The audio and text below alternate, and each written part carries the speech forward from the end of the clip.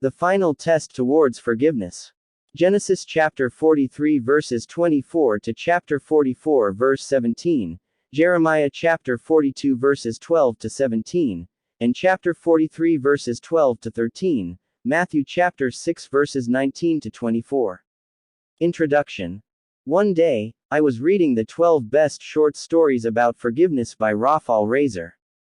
The story that really touched my heart was the story of a grieving mother who suffered losing her daughter, after a classmate accidentally shot her while showing the gun of his stepfather inside their school bus.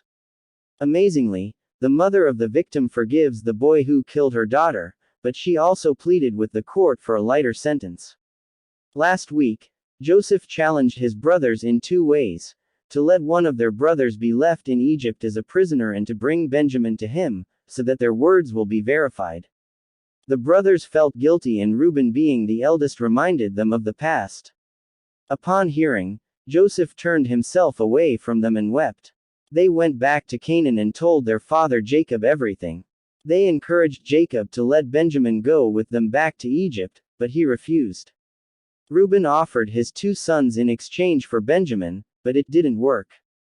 Then, here comes Judah, and offers himself for Benjamin. He told Jacob that he is willing to bear the blame forever in case he failed to bring Benjamin back. Our Torah portion starts with the steward of Joseph bringing his brothers into his house and giving them water and feeding their donkeys. When Joseph met his brothers, he asked them the condition of their father, and they answered he is in good health and alive. This time, he saw Benjamin and made him cry. But his tears did not cause to reveal himself with his brothers. Maybe he wants a final test to know if they have really changed. The final test. Joseph gave instruction to the steward of his house to fill the sacks of his brothers with food and money. For Benjamin, he used his silver cup as a decoy to test his brothers for the last time. Why his silver cup? Remember, in Genesis chapter 37 verse 28, Joseph was sold by his brothers to the Ishmaelites for 20 shekels of silver.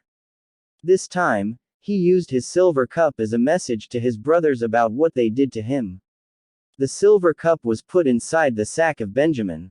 The reason why Joseph planned this was because he wanted to see if his brothers would defend and fight for Benjamin, which they did not do to him. The response of the brothers.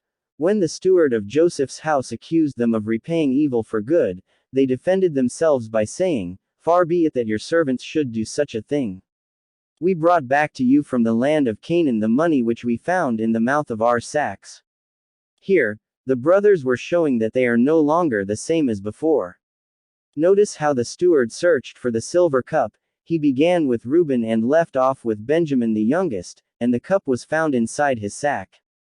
The brothers tore their clothes because they knew that Benjamin will become a slave in Egypt, and how they will explain it to their father Jacob. Here comes Judah, a foreshadowing of Messiah Yeshua, who volunteered himself for the safety of his brother Benjamin. He stood for his brother. He mentioned Adonai Yod He Vav He to show Joseph that he is a changed man. He knew the feeling of losing a son, and Onan, so he intercedes for Benjamin, as he made a promise to his father that he would bring his brother back to Canaan. So why did Joseph test his brothers? He wants to see if they have changed after what they did to him. I believe Joseph loves his brothers. For him, family is important, and he wants all of them to have a new start, not only as a family, but as a nation of Israel, and the first step is his forgiveness. In Haftarah, the people of Judah approached prophet Jeremiah concerning their petition to go to Egypt. The question is, why would they want to go there? In chapter 41 verses 11 to 18, the people of Judah fought against Ishmael the son of Nethaniah, but sadly, he escaped from them together with his 8 men. Upon hearing that Ishmael the son of Nethaniah murdered Gedaliah the son of Ahikam, the people of Judah departed and dwelt in the habitation of Chimham, near Bethlehem, as they went on their way to Egypt, because of the Chaldeans, for they were afraid of them, because of the murder of Gedaliah the son of Ahikam, whom the king of Babylon had made governor in the land. So prophet Jeremiah prayed for the petition of the people of Judah to go back to Egypt. But after 10 days, Adonai Yod He Vav He answered and came to Jeremiah. He told them the following. 1.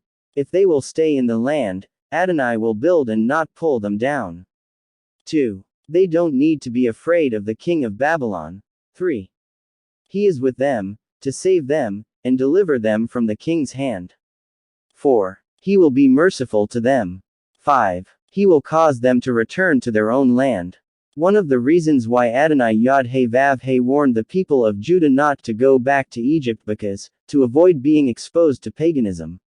Our apostolic portion has 3 parts. Verses 19 to 21 deals with the importance of preserving treasures in heaven, not on earth. Earthly treasures means wealth or materials which can be destroyed and can't bring it when a person dies. Psalm chapter 49 verse 17 says, "For when he dies he shall carry nothing away." The heavenly treasures are the treasures that last and can't be taken. Verses 22 to 23 deals with the eye. Yeshua said if our eyes are good, our whole bodies will be full of light. The message is very clear. If we focus our eyes to the instructions Torah of Yeshua, then it will lead us to the right path. Psalm chapter 119 verse 105 says, "Your Torah is a lamp to my feet and a light to my path." Verse 24 is about decision making of who our focus will be. If we focus on worldly things, we will be in darkness. But if we focus on living in Yeshua's Torah, we will live in the light and worship Him. The connection of our parasha is about loyalty. In Torah, Joseph's brothers became loyal to him by telling the truth that they did not repay evil for good. In Haftarah, Adonai Yod-Heh-Vav-Heh wants to see the people of Judah to remain in the land and not to go to Egypt as a sign of their loyalty to him. In Apostolic, Yeshua said we cannot serve 2 masters, for he should be our only master and be loyal to him. Back to my introduction. Many have already shown forgiveness around us, and so should we, especially if we are a believer of Messiah Yeshua. To forgive is the highest, most beautiful form of love. In return, you will receive untold peace and happiness. Robert Muller. Shabbat Shalom.